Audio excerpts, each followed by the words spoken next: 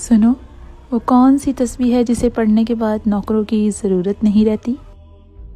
بہت ہی خوبصورت سوال ہے۔ کائنات میں ایک ہی ایسی تسبیح ہے جسے پڑھ لیا جائے تو نہ صرف نوکروں کی ضرورت پڑتی ہے بلکہ رزق میں اتنی برکت اور خیر ہوتی ہے کہ انسان سوچنے پر مجبور ہو جاتا ہے کہ اب میں اتنی نعمتیں کہاں سنبھال کے رکھوں۔ اتنی فضیلت ہے اس تسبیح کی، اور اللہ پاک نے قرآن میں کہا کہ میرا ذکر کرو، میرے ذکر کرنے والا کبھی محتاج نہیں ہوگا، بھوکا نہیں رہے گا، اور میں مفلسی کو قریب آنے نہیں دوں گا۔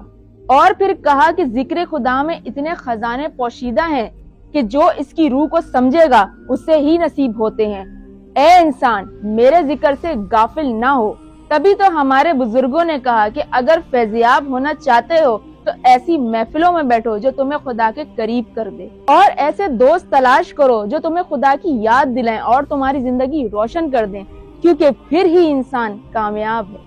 اب سوال یہ ہے کہ کیسے ایک بندہ حقیر اپنے رب کی اتنی زیادہ عبادت کرے؟ تو یہاں بتاتی چلوں، اس دور میں بھی ایک شخص نے امام حسن عسکری علیہ السلام سے سوال کیا کہ سورہ جمعہ میں اللہ پاک کا سب سے زیادہ ذکر کرنے کا حکم آیا ہے، تو اللہ کا ذکر کثیر یعنی کہ کثرت سے ذکر کیسے کیا جائے؟ کہ ہم اتنے ناچیز اور حقیر ہیں کہ کیسے ممکن ہے کہ اس ذات کا اتنا ذکر کروں جتنا وہ چاہتا ہے، اور کیسے اس ذات کا شکر کروں جیسا وہ چاہتا ہے؟ کیونکہ اگر میں نعمتوں کا شمار کرنا چاہوں تو کر ہی نہیں سکتا، اب میں کیا کروں؟ آپ فرمائیں۔ تو امام حسن عسکری علیہ السلام نے فرمایا کہ اگر انسان یہ احساس کر لے تو رب کہتا ہے کہ تو نے ویسا شکر ادا کر لیا جیسا میں چاہتا ہوں، اور یہی احساس ہے جو انسان کو انسان بناتا ہے۔ پھر امام حسن عسکری علیہ السلام نے فرمایا کہ یہ جو خدا کہہ رہا ہے کہ میرا کثرت سے ذکر کرو، در حقیقت یہ میری دادی جناب فاطمہ الزہرا کی تسبیح کے بارے میں بیان کر رہا ہے کہ 34 مرتبہ کہو اللہ اکبر، اللہ سب سے بڑا ہے، اور 33 مرتبہ کہو سبحان اللہ، سبحان ہے تیری قدرت، اور 33 مرتبہ کہو الحمدللہ کہ میں تیری ہر شے کا شکر ادا کرتا ہوں۔ اب جناب فاطمہ الزہرا کو رسول اللہ نے یہ تسبیح کیوں عطا کی؟ یہ اس وقت عطا کی جب جناب فاطمہ الزہرا اپنے گھر کا سارا کام خود کیا کرتی۔ اب خواتین اس بات کو غور سے سنیں اور اس تسبیح کو نوٹ کر لیں کہ انشاءاللہ اس تسبیح سے کام بننے شروع ہو جائیں گے، مسائل ختم اور تھکن کا احساس نہیں رہے گا، کیونکہ میں خود اس تسبیح کو کثرت سے پڑھتی ہوں۔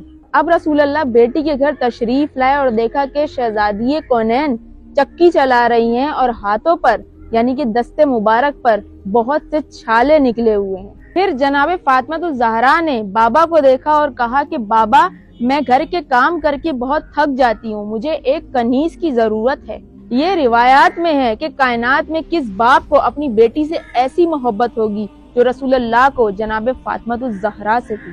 تو پھر رسول اللہ نے کہا کہ بیٹا، کیوں نہ میں آپ کو ایسی تسبیح عطا کر دوں جس سے آپ کو تھکن کا احساس کم ہوگا، کیونکہ میں جانتا ہوں کہ آپ کے پاس کنیز ہونے کے باوجود بھی آپ خود کام کریں گی۔ اب میں آپ کو یہاں پر یہ بتاتی چلوں کہ گھر کا کام عورتوں پر واجب نہیں، لیکن یہاں پر یہ بھی کہوں گی کہ یہ سنت زہرا ہے جو ہر عورت نبھا رہی ہے۔ تو اپنے گھر کی خواتین کا خاص خیال رکھیں اور ان سے حسن سلوک سے پیش آئیں۔ تو یہاں جناب فاطمہ الزہرا سلام اللہ علیہ فرماتی ہیں کہ میں اس اجر کا ان خواتین سے وعدہ کرتی ہوں جو اپنے گھر کے سارے کام انجام دے رہی ہیں، ضمانت لیتی ہوں کہ روز محشر وہ میرے ساتھ ہوں گی۔ اب اس سے بڑھ کر اور کیا چاہیے؟ تو یہ ہے تسبیح، اور یہ ہے جناب فاطمہ الزہرا کی طرف سے تمام خواتین کو تحفہ، جسے تحفہ کائنات کے سردار دیتے ہوں۔ وہ تحفہ کوئی عام نہیں ہوتا بلکہ خاص ہوتا ہے۔ وہ گھر کے حکم جہاں فاطمہ کے چلتے ہیں، تمام کام خدا کے وہاں سے چلتے ہیں۔